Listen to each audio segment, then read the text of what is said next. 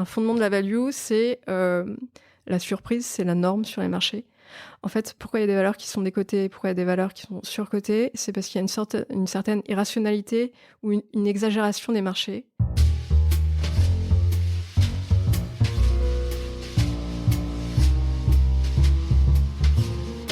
Salut, je suis Mathieu Stéphanie et je vous présente La Martingale, un podcast qui vise à explorer le monde de la finance personnelle pour comprendre comment gagner à tous les coups, qu'on ait 200 € par mois à investir ou 5 millions sur son compte en banque. On va pas se mentir, c'est un peu ambitieux, mais les faits sont là. Jusqu'à maintenant, j'ai pas pris le temps de m'intéresser à tous ces sujets et il est temps que ça change. Alors abonnez-vous, des éclairages gratuits, ça commence par là. Ça y est, cette fois-ci on est parti, je crois que c'est bon.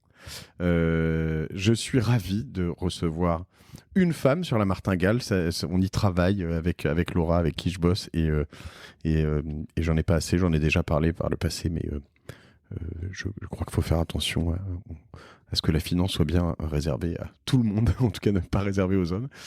Audrey Bacro, salut Audrey. Bonjour Mathieu. Je suis ravi de te recevoir, alors tu es gérante de portefeuille ou fonds de manager chez Indépendance et Expansion AM. AM, c'est Asset Management, c'est ça. Asset comme gestion d'actifs. Ok, des actifs. Très bien. Et aujourd'hui, on va parler d'un sujet qui est venu et revenu plusieurs fois récemment sur La Martingale, qui est le value investing. Sur lequel vous êtes quand même assez coté, je crois, chez Indépendance et Expansion AM, avec quand même quelques chiffres impressionnants sur... je vais lire une partie de note. Je vais dire les deux fonds d'investissement donc de Indépendance et Expansion AM dans les petites et moyennes entreprises cotées suivant une stratégie d'investissement de type quality value fondée sur des investissements de long terme dans des PME cotées dont la valorisation est raisonnable et qui démontrent que leur capacité à se développer de façon pérenne. Cette stratégie s'est révélée être payante puisque depuis 1993, le fonds France Small dégage une performance annualisée de plus 13,5%, ce qui en fait au 31/12/2020, donc il n'y a pas si longtemps que ça, le meilleur fonds d'action en France sur 8, 10 et 25 ans. Ça claque quand même. Voilà, c'est une bonne intro. Alors peut-être que si on met 8, 10 et 25 ans, peut-être que sur 15 ans, vous n'êtes pas le premier et du coup c'est la question que je me suis posée. On cherche toujours à... Voilà, il y a un angle... Oui, alors effectivement, après c'est de la gestion, comme on disait, value, donc qui marche certaines années et qui marche moins bien certaines autres sur certaines périodes. Donc sur longue période, c'est une stratégie qui marche et effectivement, on a un des track records les plus longs du marché, parce qu'on a 27 ans d'expérience, en tout cas sur le fonds historique, donc Indépendance Expansion France, Small France. Et sur 27 ans d'historique, le fonds a sous-performé son indice de référence, qui est le CAC Mid & Small, 7 ans. Et on a surperformé 20 ans. Pas mal. Donc il y a des années où ça marche moins bien pendant 1 an, voire une période de 2 ans, comme ça a été le cas en 2018-2019, où on a sous-performé et on super-performe l'indice depuis 2020. Superbe. Écoute, on va reposer les bases du débat sur plein de termes et de choses que je voudrais voir avec toi, Audrey. Alors déjà, je suis super vache parce que je t'avais dit que je posais pas de colle et puis direct, je te balance et sur 15 ans, c'est pas sympa. Mais c'était pas prévu. Je D'accord. C'est un petit bisutage. Ouais, c'est ça. En fait, alors, on a parlé avec Marc Fiorentino ici de momentum player, de value investor. Et tu me disais que vous ne voyiez pas exactement ça de la même manière. En tout cas, tu me disais que tu pouvais être momentum player et value investor selon vous. Oui, on peut faire du momentum, enfin essayer de faire un peu de momentum tout en faisant de la gestion value. Disons qu'on a une stratégie value stricte avec vraiment une méthodologie... très strict, avec des critères de sélection de valeur. Par contre, on a tendance à vouloir rajouter une petite pincée de momentum ou de finance, finance comportementale, un peu de petites choses comme ça. Donc on peut faire un peu de momentum tout en étant value. On va revenir sur chacun de ces termes parce que c'est important. Alors je vais t'expliquer moi pourquoi je veux parler de tout ça et ma perception de tout ça. En gros, moi qui suis un peu un enfant de la tech, je regarde et j'ai pu investir de près, de loin. Alors après, comme tout bon français, ça c'est autre chose, mais sur les IMO, etc., etc. On parlait de Bitcoin juste avant d'enregistrer, mais sur toutes les valeurs tech sur lesquelles j'ai toujours cru. Et je pense peut-être même pour certaines avant qu'elles aient vraiment beaucoup de fame. Donc peut-être avant qu'elles soient vraiment qu'elles deviennent vraiment un momentum player. On était vraiment pour moi dans de la value. C'est-à-dire que tu vois, je me disais en fait Facebook ou Google, ça va tellement tout déboîter que en fait personne ne se rend compte de la valeur de tout ce qu'ils ont, mais en fait ça va être un backbone d'internet, une colonne vertébrale tellement importante que finalement faut y aller, tu vois. Et après c'est beaucoup de ces boîtes là dans la tech notamment, mais pas que, mais bon, on va parler en effet des Tesla, des Amazon, des Alibaba, de certains qui deviennent en fait une valeur où quand tu es un newbie sur les marchés, tu vas dire ah tiens, ça je connais, ça me plaît bien, ça a l'air de bien marcher, j'investis là-dessus. Donc là on est dans ce qu'on appelle vraiment le momentum, hein, c'est un peu ça. Un peu ça, ouais. Et il se trouve que depuis, alors on enregistre, on est en mars 2021, ça fait 1 an en France qu'on a été confiné pour la première fois, moment durant lequel les amateurs, je dirais, en tout cas les particuliers, ont redécouvert la bourse, sont allés massivement sur les marchés. Toutes ces valeurs ont explosé. Et depuis, elles maintiennent un certain niveau, mais certaines sont quand même pas mal redescendues, des Zoom, même Tesla et des choses comme ça. Et je me dis, en fait, on est peut-être en train de retourner à un endroit qui n'est pas un retournement de marché ou une explosion de bulles, littéralement, comme l'explique Marc Fiorentino, mais juste un truc plus raisonnable où, en fait, on a oublié certaines valeurs qui, probablement, en fait, sont très nettement sous-valorisées. Et j'aimerais comprendre, par le value investing, comment est-ce que on voit une valeur sous-valorisée? Qu'est-ce que ça veut dire être sous-valorisée? Quels sont les fondamentaux qu'on cherche à comprendre? Tu parlais de méthodologie stricte. Quelle est une méthodologie stricte dans cet univers? Est-ce que tu peux m'expliquer un peu tout ça? Oui, alors c'est vrai que tous les investisseurs ont le même objectif, c'est buy low, sell high. Ils vont acheter une valeur qu'ils considèrent comme pas chère et la revendre quand elle est chère. Le seul élément qui diffère d'un gérant value ou des autres, c'est qu'est-ce qui est vraiment une opportunité d'investissement.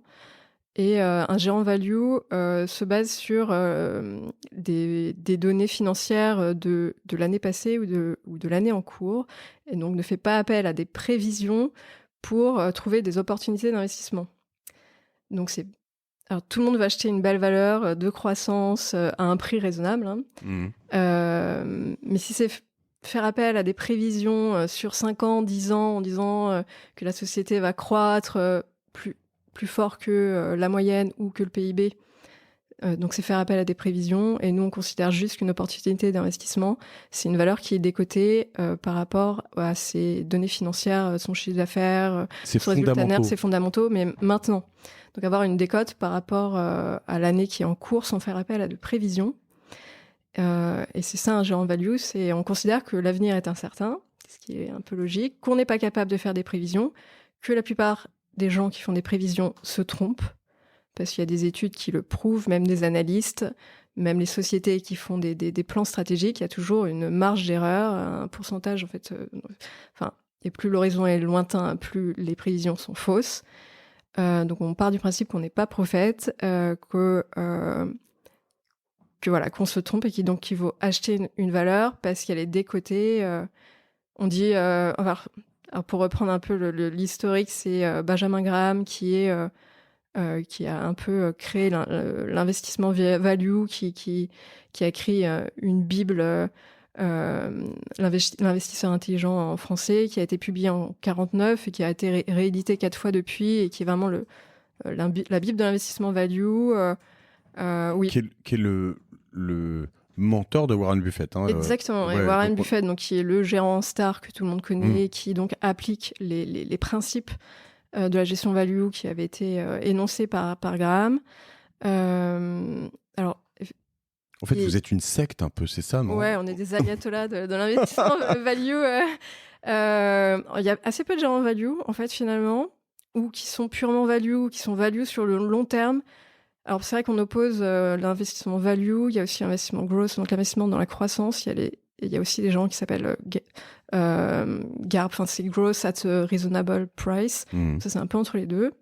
Nous, vraiment, ce qui nous définit, c'est qu'on fait la gestion value avec une stratégie qui est inchangée depuis le début.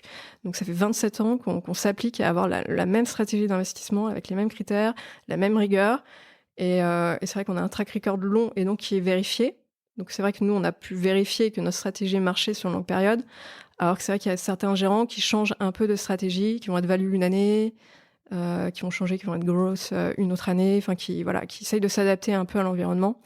Et nous, on part du principe que c'est une stratégie qui s'applique sur le long terme, qui fait ses preuves sur le long terme et qui fait de la super-performance, qui bat son indice sur le long terme.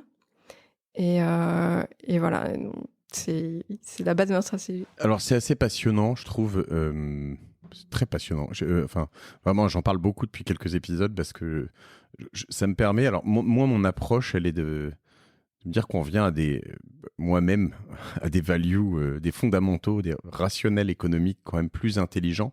Un peu excuse-moi le côté genré de ma remarque, mais un peu une gestion en bon père de famille, c'est-à-dire qu'on a un peu perdu de vue ces dernières années pour beaucoup. Je vais juste noter ce que tu as dit, hein, et je vais mettre les liens dans les notes de l'épisode. Donc Benjamin Graham, c'est l'investisseur intelligent, donc le livre qu'on va recommander. Et puis voilà, moi je m'y suis remis là-dedans par un autre livre dont je te parlais tout à l'heure, un auteur qui s'appelle Tobias Carlyle. C'est The Acquirer's Multiple. Alors je crois que je le lis en anglais, je sais plus. Je sais pas si on peut le trouver en français. Ce qui est super bien, en tout cas si vous parlez un peu anglais, c'est que c'est vraiment expliqué simplement. Il est fait pour tout le monde, quoi. Et dans les bases et les fondamentaux que j'ai, tu vas me dire ce que tu en penses, mais il dit en gros, il y a 3 grandes choses à regarder qui sont un bon modèle économique, un business qui tourne avec des choses, une marge, voilà, il peut y avoir des accidents, ça peut être négatif quelques années, mais en tout cas, t'es pas sur un truc complètement, des assets valorisables, soit de la trésor, beaucoup de cash à la banque, soit des propriétés intellectuelles, des brevets, des marques, des choses comme ça, des bâtiments, des usines, des tas de choses qui ont une valeur en soi, parce que y a des boîtes qui n'ont rien en fait de tout ça, qui sont juste, je sais pas, si tu prends une boîte de vente et que tout d'un coup t'arrêtes de vendre, t'as plus rien en fait. Enfin, si tu peux avoir de la trésor, mais voilà. Et après une équipe de all-star, quoi. Enfin, une très bonne équipe, quoi. C'est à peu près ça. Il y a plein d'autres. J'imagine que tout ça doit être. Oui, alors c'est des éléments. Alors vraiment, la gestion value pure, sans critères après qualitatifs, parce que finalement, l'équipe, c'est quoi une bonne équipe, ouais, des bons gérants. Et puis elle peut bouger. De temps en temps, il y en a où il y a quand même des gros turnovers. Vraiment, la value, mais pure, le principe, c'est d'acheter toutes les valeurs les moins chères. Alors après, il y a des multiples de valorisation. En fait, donc les valeurs se payent des multiples de valorisation. Donc il y a le price earning, c'est par exemple la capitalisation sur le résultat net de l'entreprise. Donc tu prends le résultat net et tu prends sa valeur, sa capitalisation, sa valeur totale, divisée par le résultat net de l'année. Soit en cours, donc on fait des prévisions juste sur l'année en cours, soit sur l'année qui vient de s'écouler, enfin les résultats qui ont été publiés. Une société value, par exemple, aura une décote. Le price earning aura une décote moyenne de 20-30% par rapport à notre indice de référence, donc notre univers d'investissement. PER, Price Earning Ratio. C'est ça. Alors, il y a d'autres multiples de valorisation. Nous, on regarde le prix sur cash flow. Donc, la capitalisation sur le cash flow, c'est le cash que génère le business de l'entreprise. Donc, c'est le résultat net où on rajoute les dotations aux amortissements qui est une dépense non cash. Donc, c'est vraiment, on se focalise sur la génération de cash de l'entreprise. Donc nous, c'est notre ratio phare, parce qu'il y a des études qui ont montré que c'était le ratio le plus pertinent, où on avait potentiellement le plus de chances de surperformer le marché. Bon, dans les faits, les ratios sont quand même souvent liés les uns aux autres. Surtout quand on cherche des entreprises qui n'ont pas de dette. T'es pas loin de me perdre hein, sur le. Non, c'est juste pour venir que la stratégie value, c'est vraiment acheter les sociétés les moins chères, donc sur la base de ces multiples de valorisation. Je vais pousser ma curiosité, pardon. La différence entre le price earning et celui que tu as évoqué juste après, qui est le prix sur cash flow. Le prix sur cash flow, elle se fait où la différence ? Alors, le résultat net, c'est net, c'est vraiment ce qui vient après les impôts, après les frais financiers, après les impôts. Et le cash flow, ça ne prend pas en compte. Ouais, c'est ça, ça ne prend pas en compte la structure financière, la dette de l'entreprise, parce que ça vient. Oui et non, c'est pas tout à fait ça. C'est vraiment, on se focalise sur le cash que génère juste l'activité, le business. Ok. Voilà. Évidemment, donc c'est un critère que nous on regarde, mais on regarde évidemment aussi le prix sur le PER, le price earning. Et cette stratégie, elle marche. C'est-à-dire que en fait, les stratégies nous on part du principe que la stratégie les plus simples sont les meilleures. Honnêtement, il n'y a pas besoin d'être analyste financier pour acheter les sociétés les moins chères d'un marché.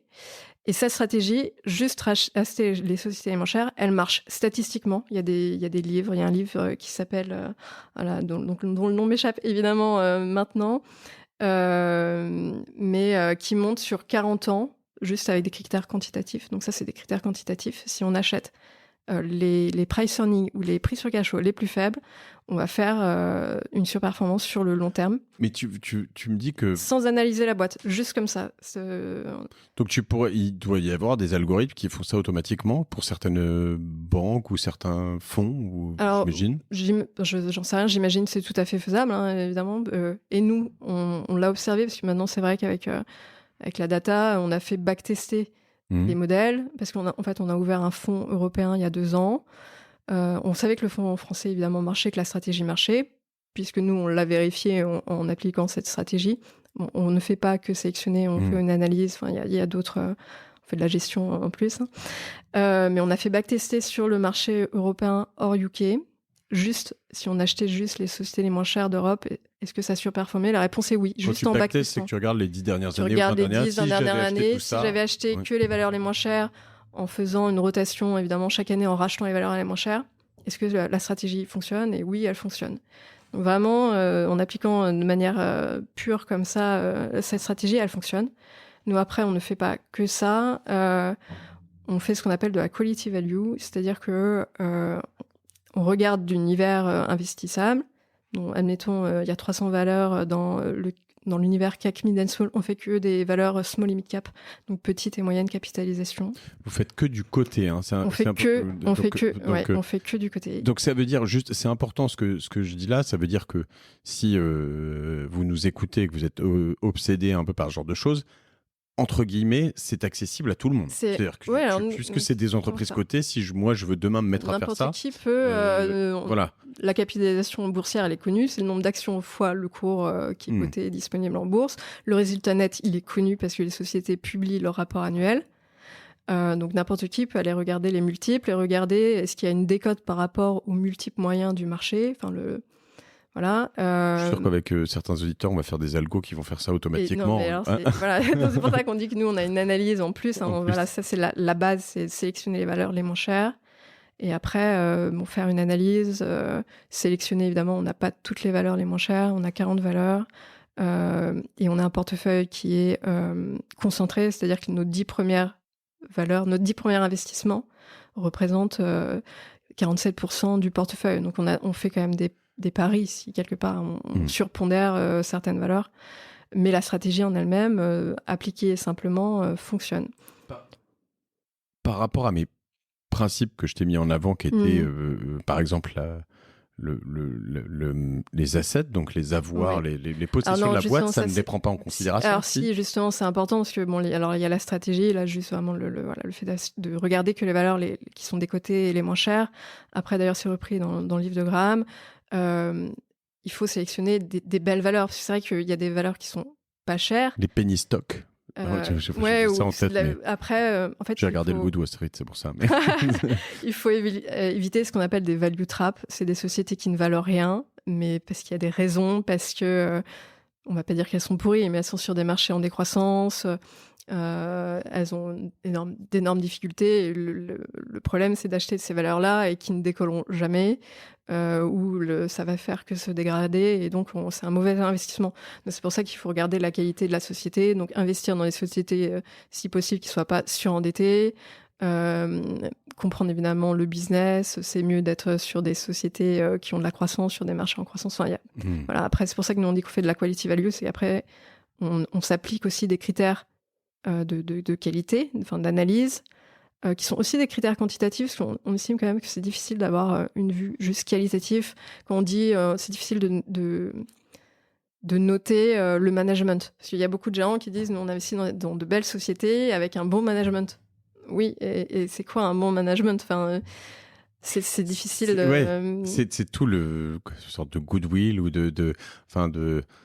c'est ce que, alors, sur d'autres univers, dans ce qu'on appelle les venture capitalistes, qui vont plutôt investir sur des boîtes en forte croissance, des univers que je connais bien dans les startups, etc., se disent, moi, je ne mise que sur le management.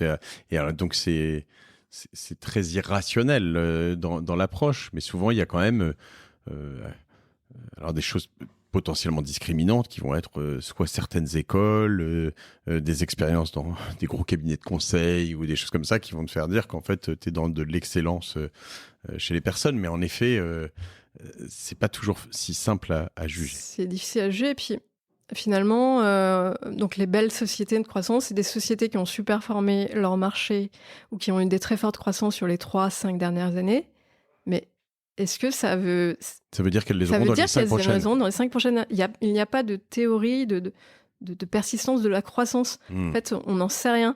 Donc c'est vrai que... Mais c'est ce que je trouve très intéressant dans l'approche du value investing, c'est que encore une fois, comment tu les appelles, les trappes les value traps. Une fois que tu les exclus, que tu es capable plus ou moins de les trouver, il y a un moment où tu dis, attends, là on est dans un endroit où ça fait du chiffre d'affaires, où il y a quand même une gestion qui est relativement bonne. C'est-à-dire qu'à la fin, pardon, pas du chiffre d'affaires, ça fait de la marge. Ouais, ça fait de la marge, en fait, c'est ça l'importance. Et en revanche, la valeur, je reviens sur ton calcul du price earning, la valeur totale par rapport au chiffre, pas le chiffre d'affaires, mais la marge générée, est très très basse. Donc, il est probable plutôt que le cycle dont tu parles là des 4-5 dernières années était assez mauvais, et peut-être que justement, en revanche, ça fait que la valeur est descendue, mais que à un moment, ce cycle se redresse. Et donc, plutôt d'aller acheter en haut d'un cycle, tu vas acheter en bas. C'est un peu ça, le ou fait pas? est que c'est qu'on n'a aucune idée de vraiment des cycles. Enfin, on ne peut pas prévoir l'avenir. Et il y a une chose très importante dans la value. Donc voilà, une belle valeur, on ne sait pas si elle va continuer à superformer, à faire de la croissance. À l'inverse, une valeur qui est décotée, rien ne montre, ne prouve que cette société ne va pas se redresser finalement. Donc, tu as plus de chances de gagner sur une valeur qui est du coup basse. Disons qu'il y a une décote par rapport à la moyenne. Donc, on pense qu'à moyen, long terme, il va y avoir un rattrapage. Enfin, qu'il n'y a pas de raison qu'elle ne monte pas. Par contre, une belle valeur, il faut quand même miser sur le fait que la croissance... Une belle valeur a déjà une valorisation qui est élevée. Ça veut dire que les gens, déjà, ont fait des prévisions mises sur une croissance forte dans le futur. Donc, c'est quand même plus risqué qu'elle conserve cette croissance forte. À l'inverse, une valeur décotée sur laquelle on n'attend rien, qui peut-être a un historique compliqué. Donc, les gens misent rien, n'attendent rien, ou alors un avenir plutôt morose. Et rien ne prouve que cette société dont l'avenir est prévu morose, rien ne prouve qu'elle ne va pas croître. Mais en fait... la value, vraiment un fondement de la value, c'est la surprise, c'est la norme sur les marchés. En fait, pourquoi il y a des valeurs qui sont décotées, pourquoi il y a des valeurs qui sont surcotées, c'est parce qu'il y a une certaine irrationalité ou une exagération des marchés. Ce qui fait qu'un investisseur a tapé fortement sur une valeur qui a eu un accident de parcours, des difficultés, où le management a changé. Et par contre, a surréagi à une valeur qui est sur un marché à la mode, en croissance, etc. Sachant qu'en fait, comme la surprise c'est la norme, en fait, comme on peut pas prévoir l'avenir et qu'en général, les résultats, les attentes sont toujours un peu décalées par rapport aux résultats, une société qui est bien valorisée a plus de chances de décevoir qu'une société mal valorisée. Ce que j'allais prendre comme comparatif, c'est...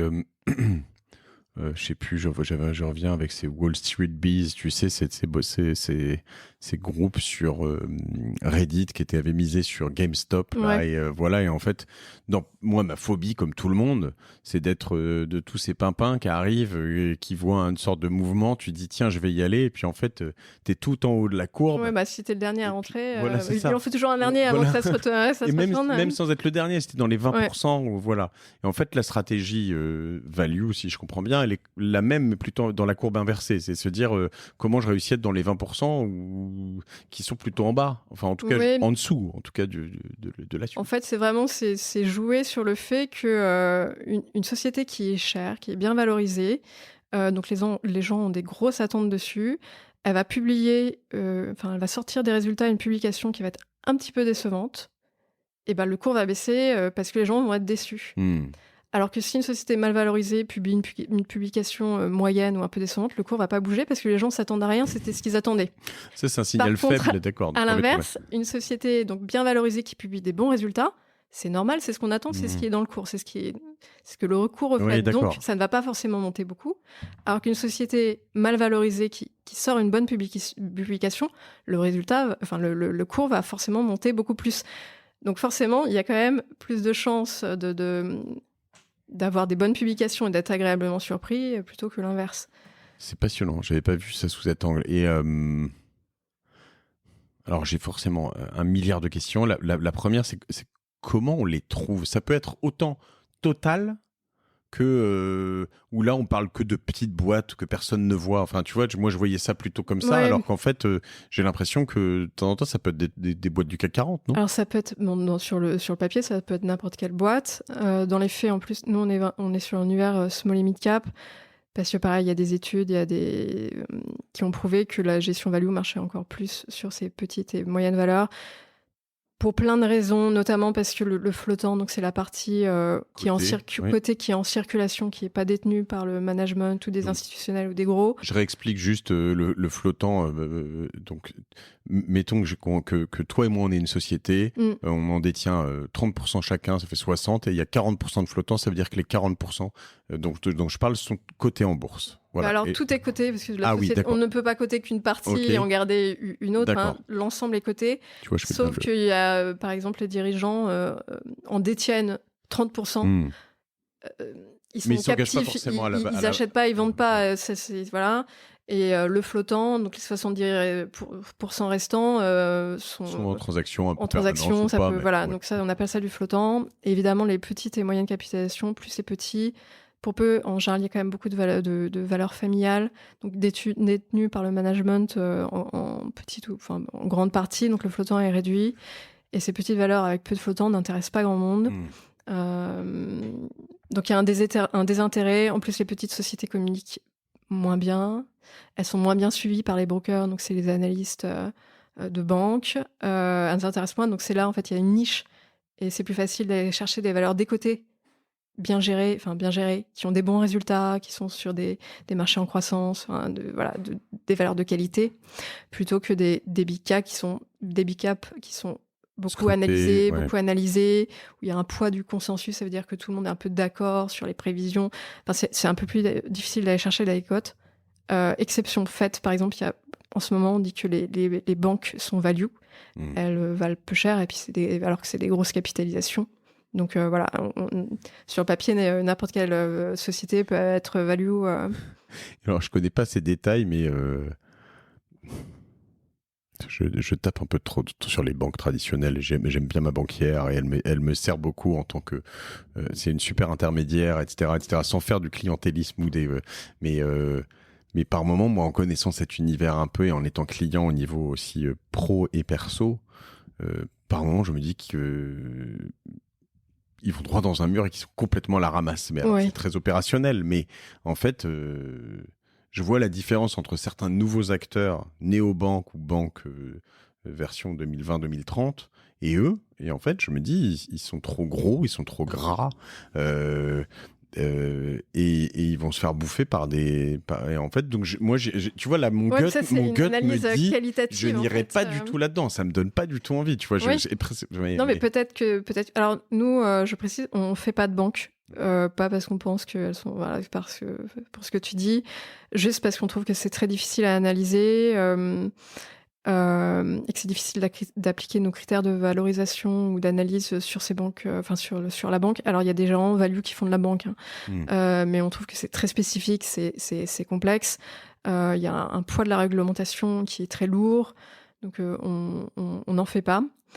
Après, justement, là en ce moment, je sais qu'il y a des gens qui se disent value, qui sont sur la banque, parce que c'est vrai que pendant ces dernières années, elles ont eu des difficultés à cause des taux bas. Mais justement, elles sont pas chères parce que personne n'attend rien, et il suffit qu'à un moment donné, les taux montent ou qu'elles sortent des bons résultats, et les cours vont monter. On va pas dire après, on leur promet pas un avenir radieux, justement à 10 ans, on se projette pas à 10 ans. On pense juste que potentiellement, comme on n'attend rien et qu'elles valent rien, il suffit que l'avenir s'améliore un petit peu, ou que les résultats qui vont sortir les prochains soient en amélioration, que les taux montent, pour que le cours monte.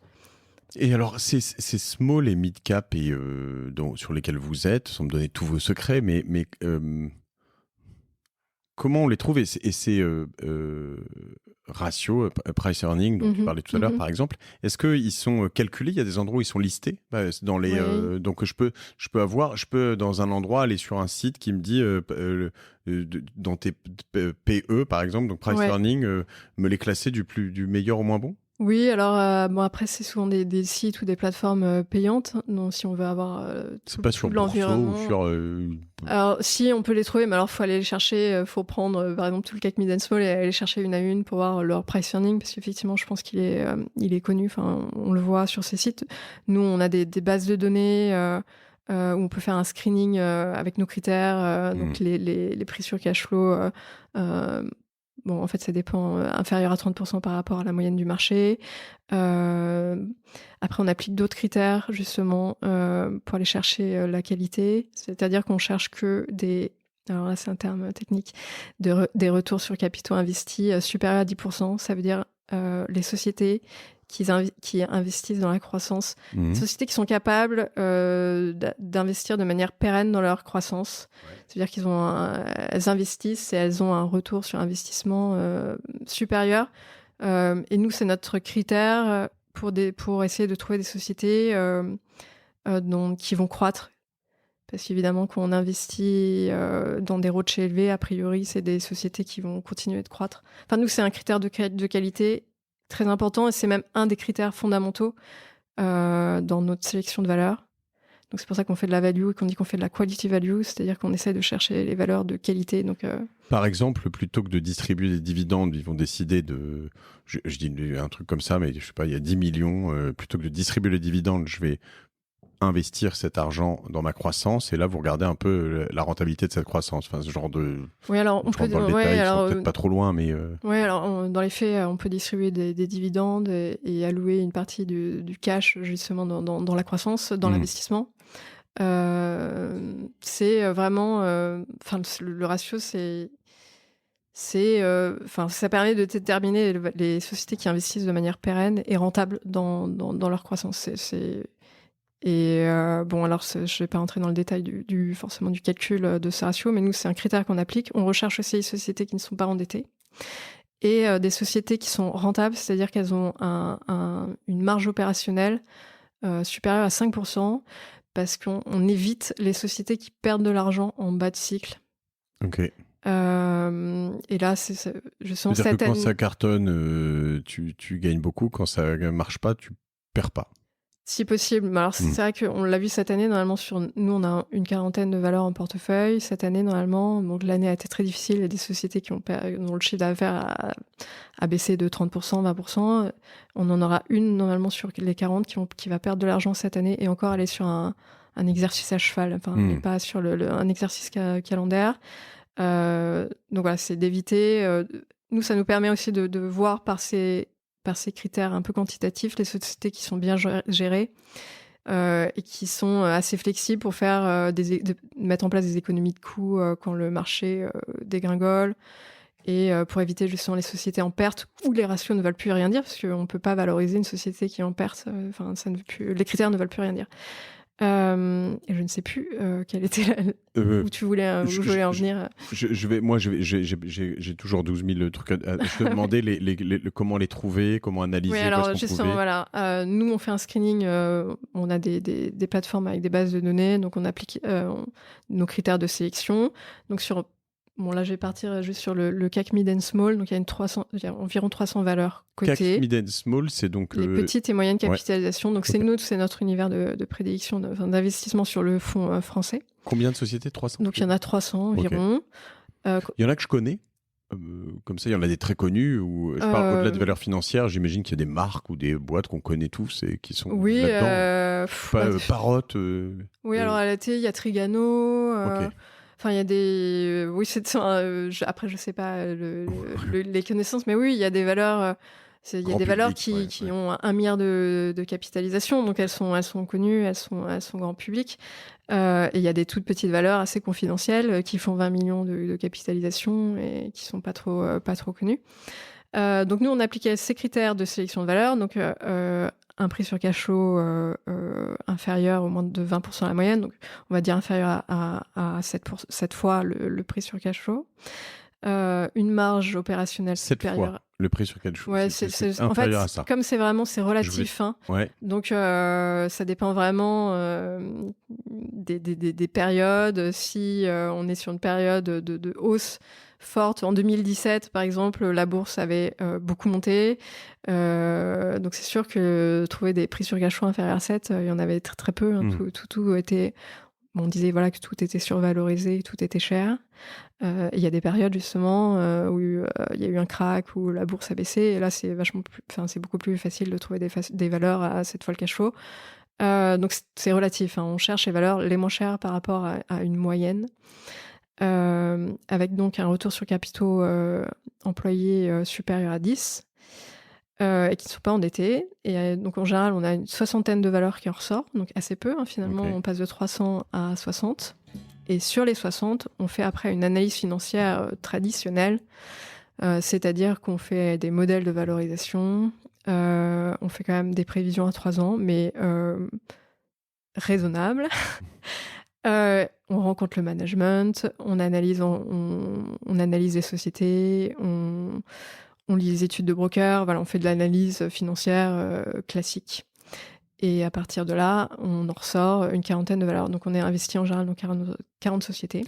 Tu te fais un peu ton petit CAC 40 à toi sur ces sociétés. Oui, alors, et s'il y en a une qui sort, il y en a une autre qui rentre, ou alors tu après, peux être à 39 en fait, ou à 48? Non, alors oui, dans les faits, non, on considère que 40 valeurs, c'est suffisant pour dans un portefeuille. Normalement, un portefeuille dit diversifié à partir, je crois, de 20 valeurs. Dans les faits, nous, on en a assez peu. Il y a des gérants qui ont 70, 80 valeurs.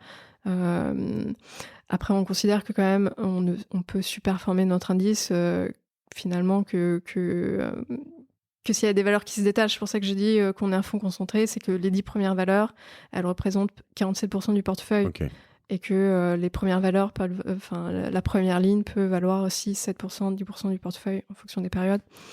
Donc on fait quand même c'est pas des paris, mais on met quand même l'accent sur certaines d'entre elles. Non, moi j'ai des questions juste là-dessus pour comprendre, parce que alors soit je suis moi-même avec mes quelques milliers, dizaines de milliers d'euros, centaines, millions si j'ai de la chance, mais voilà, et je me dis je veux me faire ça tout seul dans mon coin. C'est quand même complexe parce que il y a plein d'analyses, plein de choses, ce que vous faites, vous c'est votre métier, moi c'est pas mon métier. Je voudrais revenir là-dessus. Soit je peux en fait rentrer dans un fonds chez vous et me dire bah ça c'est leur métier, finalement ils ont des bons retours sur investissement, j'ai envie d'y aller. C'est ça votre job. L'argent dont tu parles là que vous investissez, c'est de l'argent de compte tiers? Oui, c'est ça, nos encours. En fait, on gère l'argent soit d'institutionnels, donc c'est par exemple des caisses de retraite qui nous ont donné de l'argent à gérer, soit de particuliers, parce que notre fonds est ouvert aussi aux particuliers. Et donc je peux investir dedans à partir du prix, parce que nous, on est un fonds coté, on a le prix d'une action, donc de portefeuille.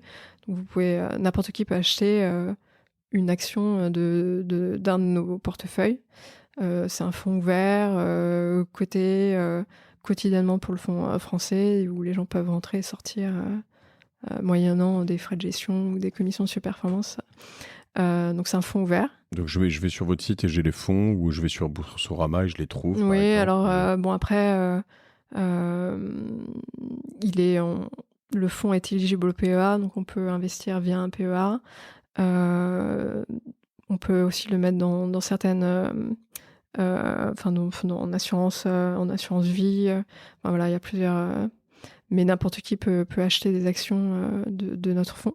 Donc j'ai France Small et Europe Small, c'est ça ce que je vois là, donc les deux fonds. Et donc là-dessus, ça me permet de bénéficier de tout ce que vous avez comme savoir-faire sur tout ça.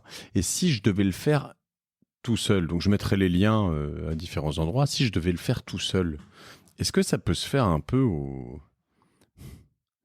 pas au gut feeling, mais tu vois, en fait, si je veux me prendre pour Warren Buffett, parce que c'est un peu ça mon idée, hein, évidemment, aujourd'hui, non, mais est-ce que finalement j'ai quand même plus de chances de bien m'en sortir en allant chez Warren Buffett ou chez toi, et puis de me dire, bon, attends, je me pose ça, voilà, ou est-ce qu'il y a quand même des gens ou des techniques de privés qui y arrivent, je sais pas si...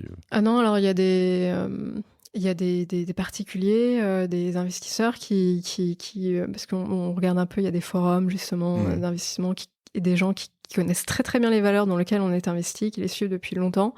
C'est vrai que c'est une méthode assez simple finalement, avec des durées de détention. C'est une stratégie d'investissement sur le long terme. Hein. C'est pas du spiel, hein. On n'est pas là pour faire de l'argent très vite. C'est ça que les gens ont de temps en temps un peu du mal à comprendre. C'est que c'est évidemment une stratégie.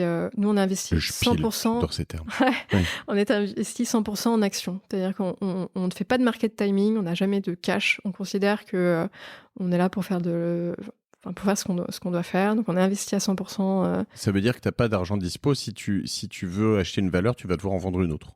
Ah oui, c'est à peu près ça. Alors bon, il y a certaines périodes, comme là, cette année où il y a eu un crack, où on a des grosses sorties. Alors forcément, on essaie d'avoir un peu de cash parce que on est sur des valeurs small cap, donc assez liquides.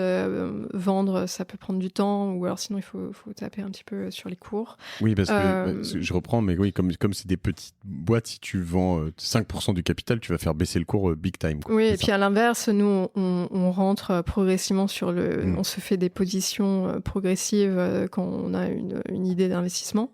Donc c'est un peu long. Donc nous, on investit à 100%. On fait pas de market timing et honnêtement, tout le monde peut. Après, on détient, on a des sociétés. La plus ancienne, on est investi depuis 15 ans dedans.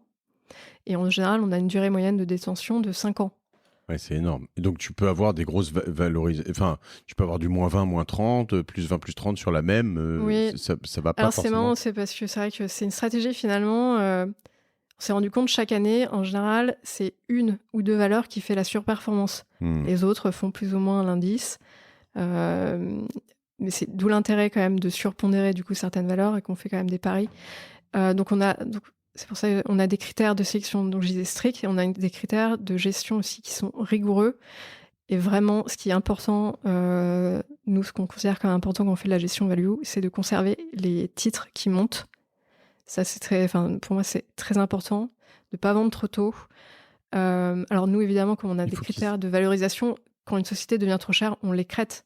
Parce que voilà, on considère qu'elle est trop chère. Ouais, on l'écrète, on vend petit à petit au fil de l'eau parce qu'on estime que c'est cher. Par contre, si elle monte, c'est là où on dit qu'on fait quand même du momentum. C'est une valeur qui monte, il faut la garder parce qu'il y a quelque chose de très important que de temps en temps on a tendance à oublier. C'est qu'on peut perdre que 100% de sa mise, enfin une valeur peut perdre 100%, par contre les gains peuvent être infinis. Ouais. Donc il n'y a aucun intérêt à vendre une société qui monte alors qu'on peut doubler, quadrupler la mise de départ. Puis il y a un moment où elle rentre sur les radars et c'est peut-être aussi... Et c'est un peu ça, il y a des effets de mode. C'est vrai que nous, on a été sur les équipementiers automobiles à partir de 2012. Donc pour le coup, les ratios, le price earning pouvait être de 3 fois. Donc c'est vraiment une décote très importante. Et ces sociétés ont eu un regain d'intérêt. Bon, effectivement, elles étaient en croissance. On s'est rendu compte... En fait, elles avaient été dégradées quand il y a eu la crise de 2008. C'est des équipementiers automobiles, donc ils travaillent pour les constructeurs automobiles. À la dernière crise, il y en a qui sont morts, donc ceux qui sont restés sont devenus plus importants, ont eu un poids plus important auprès des équipes des constructeurs automobiles. Donc leur marge a augmenté parce qu'ils avaient plus de pouvoir auprès d'eux, avec aussi plus de valeur ajoutée, plus de recherche, etc. Et il y a eu un regain d'intérêt. Il y a des brokers, des analystes de banques qui se sont mis à regarder le secteur et être passés parce qu'ils donnent ils sont à l'achat ou à la vente, et ils donnent des avis, à repasser à l'achat. Il y a un effet boule de neige. Et il y a eu des performances incroyables sur ces équipementiers. Dans lesquels vous êtes toujours pour certains, du coup où on l'a beaucoup été. Alors après, c'est vrai que nous, après, ils sont devenus très chers, mais on a des très fortes positions sur les équipementiers. Nous, on est toujours investis dans un équipementier qui s'appelle Aquel, qui est une de nos valeurs phares qu'on apprécie énormément. Mais également, ce qu'il faut savoir, c'est que les valeurs value, ce qu'on appelle value, en général, ce sont plutôt des valeurs cycliques. Donc, il peut y avoir donc de grosses variations sur ces valeurs en fonction du cycle. Là, donc cette année, du 1er janvier au début mars, mi-mars, le fonds a perdu 38%. Il peut y avoir quand même de très fortes variations. Et à l'inverse, de mi-mars jusqu'à la fin de l'année, on a repris 76% derrière. C'est accessible à tout le monde. Après, il faut être quand même... accroché, quoi. Accroché, voilà, c'est un horizon moyen terme. Il faut être capable de prendre des variations. Il y a des fortes volatilités, mais il faut être confiant que c'est justement une stratégie de long terme, dans la qualité, où on ne cherche pas justement les effets de mode,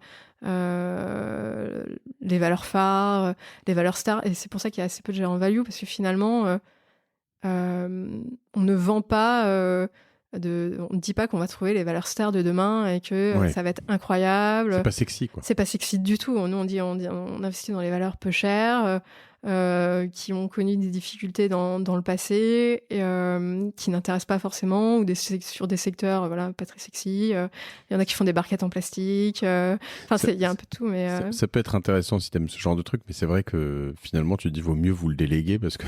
Ouais, voilà, c'est pas excitant. Hein, donc, nous, c'est pas le turfu, quoi. Tu vois pas les véhicules, l'avenir je sais pas moi, des déplacements avec Tesla, des batteries, des machins, des trucs. Bon, c'est autre chose. Mais voilà, c'est peut-être moins inspirationnel.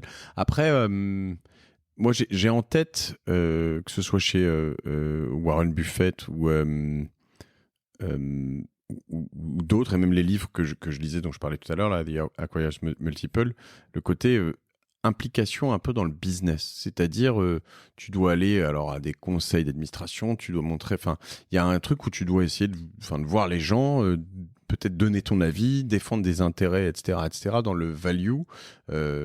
Moi, ça me fait penser à, tu vois, je sais pas, Gontran de la Roche machin qui arrive à l'Assemblée générale de Orange, ou de je ne sais pas quel machin qui va dire oui, monsieur, cette année dans le truc Orange de mon truc, il y a monsieur. Ce sont les particuliers qui font ça parce qu'ils détiennent 2 actions. Ils pensent qu'ils du coup, je me dis, mais ça paraît en fait, et c'est fou parce que j'en arrive à penser ça alors que c'est juste je sais pas, mais tu te dis, en fait, finalement, j'étais actionnaire de tout ça, et c'est vrai, je reviens au bon père de famille, mais il y a un moment où, en fait, t'as quand même un peu le droit de venir en tant qu'actionnaire et dire, moi, je pense que vous devriez penser à ça, vous auriez droit à ça, alors, etc. tout à fait. Du moment qu'on détient une action, on est propriétaire un peu de l'entreprise, finalement, en assemblée générale, on a un droit de regard où on peut poser des questions.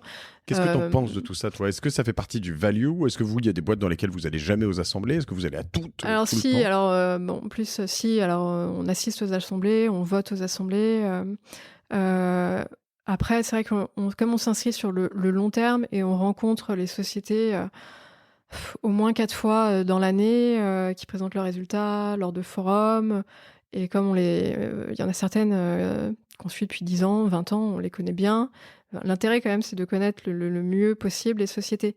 Après, ce n'est pas la base de notre stratégie, puisqu'on part du principe qu'on ne peut pas prédire l'avenir, voire on part du principe qu'en général... vous allez vous planter, bien sûr. Non, et puis que même les dirigeants nous mentent pas, mais on a rarement vu un dirigeant de société qui nous dise « Oh là là, ça se passe très mal, et ça va être très compliqué, et ça va être... » Donc, on essaie de garder un recul. Oui, c'est sûr.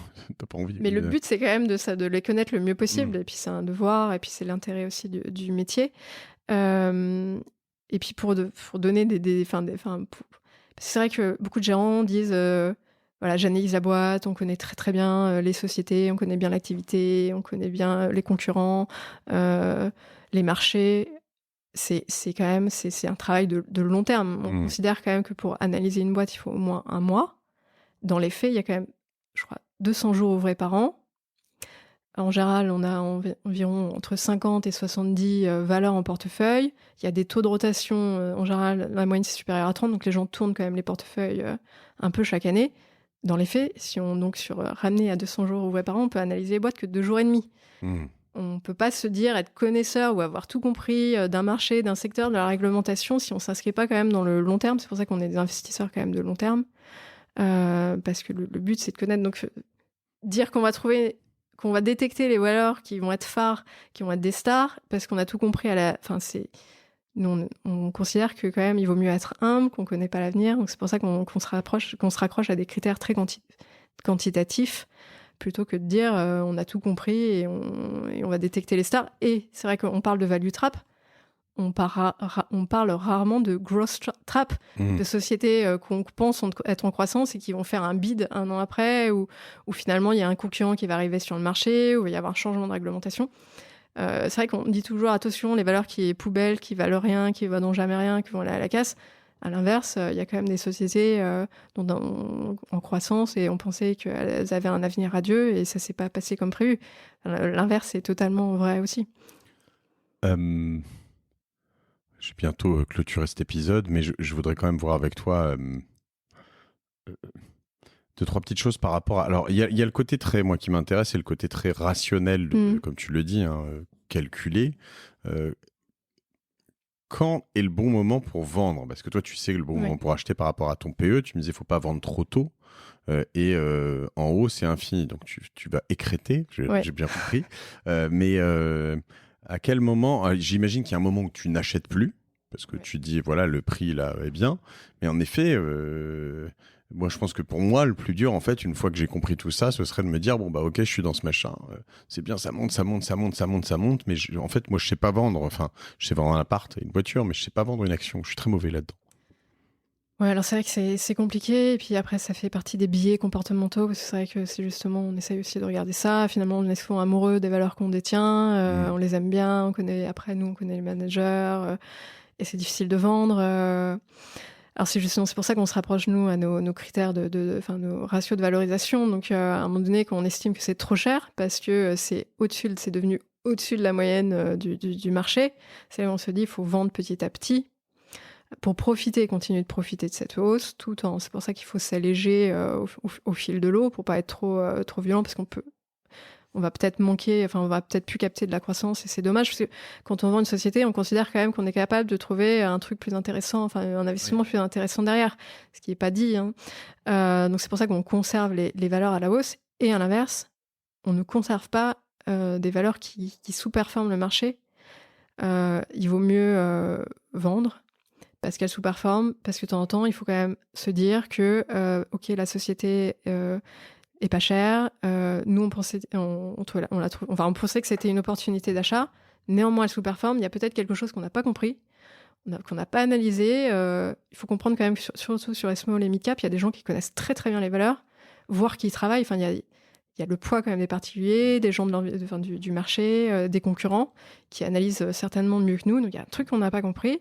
Il vaut mieux vendre que de conserver des valeurs qui baissent ou qui perdent de l'argent. C'est vrai qu'on a tendance, il y a un biais aussi qui est de vendre les valeurs sur lesquelles on a gagné de l'argent et de conserver les valeurs qui perdent. Donc, tant qu'on n'a pas vendu, on n'a pas perdu. Ouais. Il faut toujours vendre les valeurs qui sous-performent, qui baissent, et conserver celles qui montent. Et donc, là-dessus, un de vos critères, si je comprends bien, c'est si elle perd de l'argent 1 année ou 2 années, enfin trop longtemps d'affilée, ça pour vous, c'est quand même un vrai red flag. C'est un red flag si on est sur un marché en décroissance avec un chiffre d'affaires en décroissance quand même sur du long terme. C'est un red flag, surtout si la société est endettée. Après, faut aussi, il y a des marchés qui sont jugés en décroissance ou dont l'avenir n'est pas prometteur. Seulement si ce sont des sociétés qui vont capter justement des parts de marché, parce qu'il y a des acteurs qui vont arrêter justement parce que le marché est plus porteur, donc ils vont se détourner, ils vont aller sur autre chose, et qui se retrouvent avec finalement la part du gâteau réduit, mais eux ils vont avoir des parts de gâteau de plus en plus importantes. C'est un intérêt, ça veut dire que même si le marché à long terme est amené à décroître, si cette société est capable de faire de la croissance parce qu'elle va avoir de plus en plus de parts de marché, il y a un intérêt. Par exemple, dans le papier, c'est vrai qu'il y a eu beaucoup... le papier, on n'utilise plus, on l'utilise de moins en moins. Donc, il y a des acteurs qui étaient sur le papier, sur la pub, qui sont partis vers le carton. Parce qu'avec Amazon, il y a un gros besoin de carton, etc.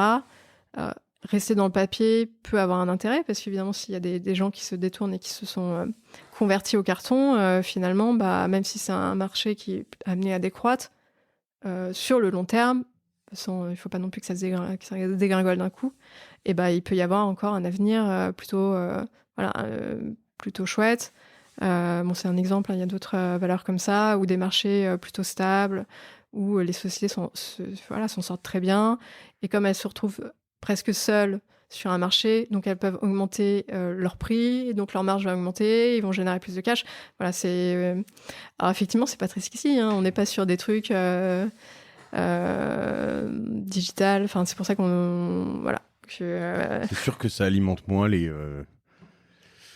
dîners, mais bon, ça tombe bien, on a moins de dîners en ce moment, donc de toute façon, on peut aller s'emmerder à acheter des actions.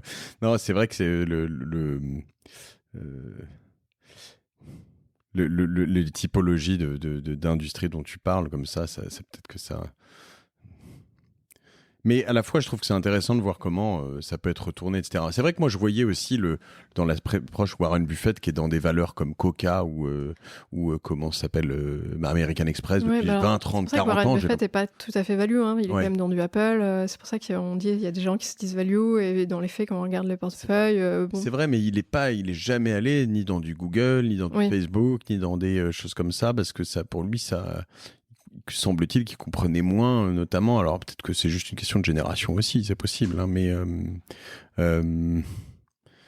c'est vrai que moi je voyais après aussi peut-être des paris un peu peut-être moins sur des ratios. En effet, je m'attendais moins à ça, je dois te dire, Audrey, que sur des aussi des croyances. Alors évidemment, je voyais que c'était des sociétés sous-valorisées, donc forcément il y a ces ratios, mais aussi des croyances sur le fait de dire ok, cet univers, j'y crois vraiment très fort, l'éolien, telle ou telle chose sur, tu vois, et en effet, en ce moment, j'en ai déjà parlé ici, hein, mais je crois que c'est Kretinsky, l'industriel qui a racheté Le Monde et pas mal de choses comme ça, lui il fait sa fortune sur des raffineries qui rachètent dans toute l'Europe, quoi, de pétrole, hein, donc et plus que des raffineries, je crois qu'il est aussi sur des centrales à charbon, quoi, enfin, tu vois. Oui. Donc, bon, comme quoi, mais là, je pense que c'est plus court-termiste, mais ok, écoute, on va quand même s'intéresser à ces small et mid cap, ouais,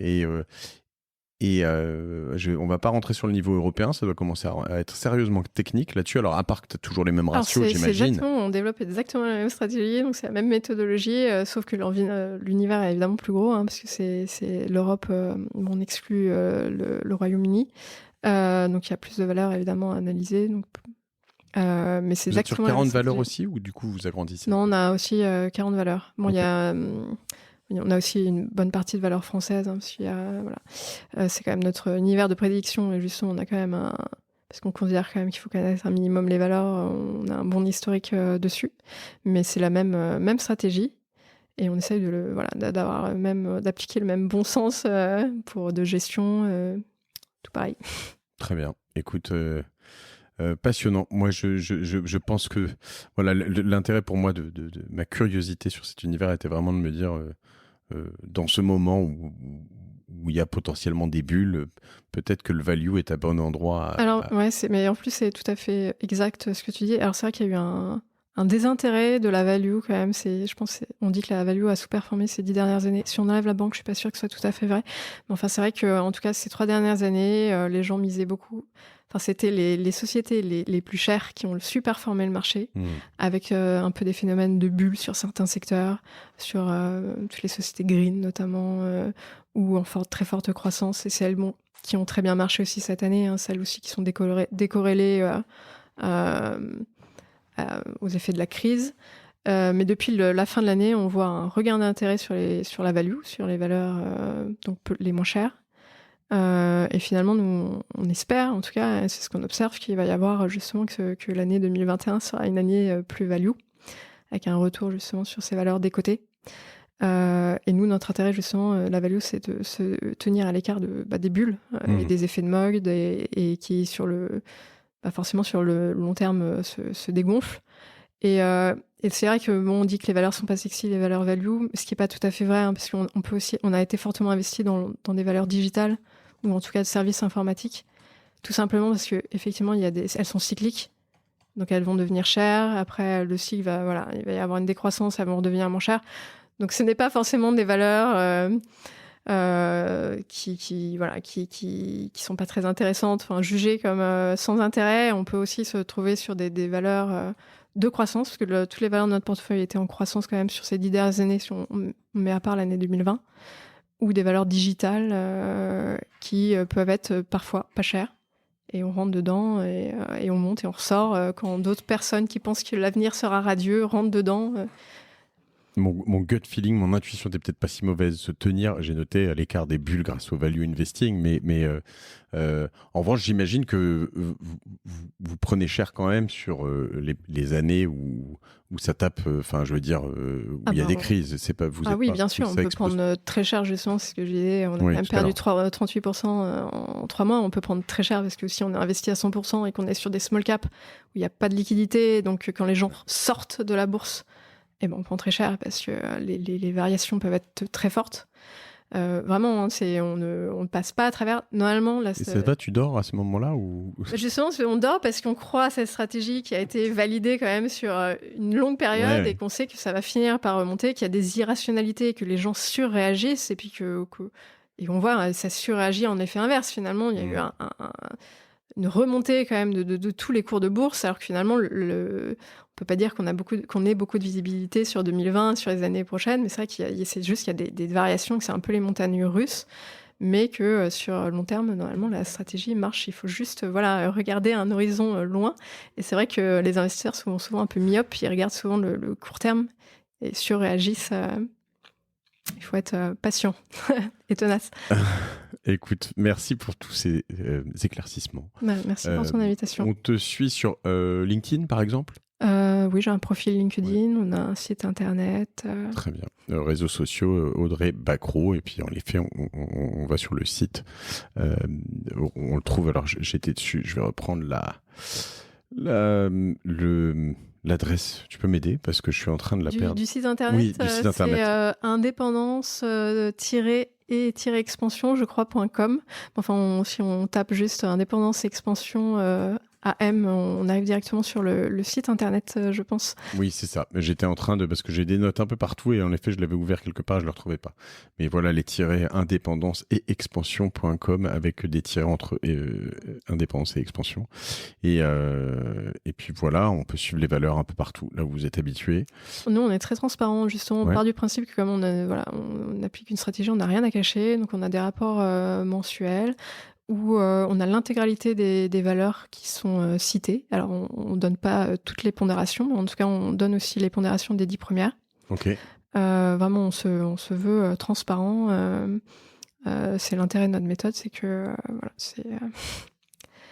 Bon, ouais, en revanche, tu m'as un peu écrasé, pas un doux rêve, mais une douce ambition. C'est que je me disais, j'ai envie de m'y intéresser, etc. Et là, je me dis, en t'écoutant, j'ai peut-être quand même plus intérêt à aller me mettre chez vous que d'y passer plein de temps. Non, mais c'est bien. Et je trouve que c'est intéressant aussi de revenir et de faire confiance aussi à ces petites valeurs et de les valoriser comme vous le faites, parce que ça participe aussi à même si vous faites ça dans des buts de performance. Oui, voilà, nous, on cherche, nous, notre but premier, c'est de chercher la performance. Alors maintenant, on intègre aussi des démarches ESG, donc environnementaux, sociales et de gouvernance qui rentrent aussi dans notre analyse parce que c'est très important et que c'est le sens. C'est vraiment, on croit à tout ça dans le futur. Oui, je sais plus ce que tu disais. Non, je disais que je trouvais ça très bien. J'ai une question au-delà de l'endroit où vous pouvez te suivre. T'as une martingale à toi ? Alors moi, après, je vais pas repartir sur tout ce que j'ai dit. Non, honnêtement, je pense qu'il y a. Enfin, en tant que particulier, il faut aussi faire ce qui nous plaît. Moi, je trouve que c'est très bien notre stratégie sur le long terme. Je trouve ça très bien d'investir, par exemple, dans un fonds value sur le long terme. Après, je trouve ça aussi génial d'avoir des petites valeurs sur lesquelles on croit, peut-être sur plus le court terme, ou plus pour le côté joueur, parce que c'est vrai qu'à la limite, rien n'empêche. L'un n'empêche pas l'autre. L'intérêt, c'est aussi de diversifier. Et qu'il faut faire aussi investir dans des valeurs qui nous plaisent, dont le secteur nous branche aussi. Non mais t'as raison, mais la difficulté c'est plus la gymnastique intellectuelle et aussi le temps de cerveau disponible et de te renseigner sur certaines cryptos, d'être très expert là-dessus, d'être à la fois expert sur je sais pas moi, j'ai investi chez Orpea, des maisons de retraite, et puis en parallèle chez Amazon, et en parallèle tu vois, et puis en fait tout ça, à un moment dans ta tête ça fait un peu beaucoup, tu vois. Ouais, voilà, c'est ça. Bon, après, ça dépend vraiment de l'univers d'investissement, du profil de risque, de ce que les gens ont envie. Voilà, je pense qu'il faut juste un peu pas mettre les œufs dans le même panier et que c'est bien d'avoir une gestion prudente sur certains aspects, et puis pourquoi pas aller chercher pour s'amuser un peu plus, essayer de faire un peu de performance court terme parce qu'on a senti un truc ou on a envie de tester. Enfin, c'est aussi ça, c'est un peu le côté excitant de la bourse, c'est qu'il ne faut pas s'interdire non plus. Nous, on a une stratégie parce qu'on a on gère un fonds avec une stratégie définie, mais rien n'empêche un titre personnel aussi d'acheter de l'Ethereum. Ouais, voilà, ou de faire de la crypto comme tu disais. Très bien. Écoute, je te remercie Audrey. Merci Mathieu. Merci pour tout ça. Et puis, n'hésitez pas à suivre Audrey, à regarder tous les fonds qu'on a évoqués, notamment Indépendance et Expansion AM. Et puis voilà, je crois qu'on a fait un beau tour. Oui, écoute, j'espère avoir au moins convaincu une ou deux personnes qui vont écouter d'investir dans la value, dans la valeur. Mais je pense qu'il faut bien regarder ça. Je te remercie, c'était très intéressant, très enrichissant. Je vous remercie à tous de suivre La Martingale, partager tout ça. C'était un peu technique par moment aujourd'hui, mais désolée. Ah non, sois surtout pas désolé. Je veux dire, ça l'est aussi. C'est compliqué parce que tu vois, même quand je rentre dans les cryptos, au bout d'un moment, en fait, on a parlé des fondamentaux, mais il faut aussi essayer de comprendre ce qui se passe derrière, ce qui se passe autour, et dans chaque. Et donc moi, je dois rentrer petit à petit dans la technique. Je reviens sur certains fondamentaux, mais j'adore faire tout ça. Donc je suis ravi. J'espère que ça vous plaît autant, chers auditeurs, toujours. Et puis, n'hésitez pas à me faire vos retours. Et je vous souhaite une bonne semaine sur La Martingale, ailleurs. Écoutez les précédents épisodes, Génération de Yourself, tous les autres podcasts de Cosa Vostra. On s'éclate bien. Et je vous dis à bientôt. Salut.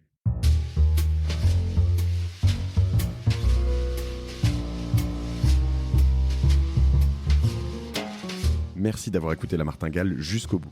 Si cet épisode vous a plu, n'oubliez pas de le partager autour de vous, de vous abonner à la newsletter sur lamartingale.io, et si vous trouvez 5 petites minutes, de mettre une note 5 étoiles ainsi qu'un commentaire sur Apple Podcast. Ça nous aide beaucoup pour remonter dans les classements. La Martingale est produit par Cosa Vostra, une agence de conseil tech et créative qui accompagne ses clients dans leur stratégie digitale pour qu'ils gagnent en visibilité, en singularité et en efficacité. Je remercie toutes les équipes pour la production. Je vous retrouve dans 15 jours. Je suis Mathieu Stéphanie et je vous dis merci.